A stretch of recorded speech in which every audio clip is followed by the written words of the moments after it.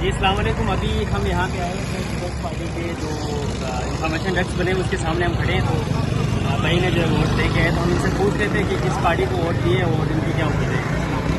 जी मेरा नाम शमसुद्दीन हसन सिगरी है और मैं अभी वोट दे के निकला हूँ। ये देखा हमारे पास ये निशान भी है।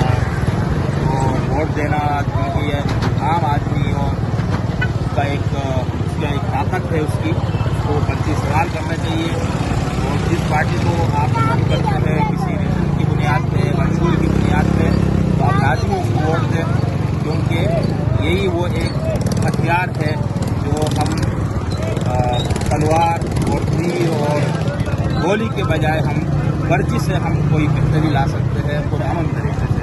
तो आप ये बताएं कि आपने किसको वोट दिए। हमारा तो वोट देखे मसला ये आप नहीं बता रहे। नहीं, मैं बताऊंगा कोई हम तो देखे पार्टी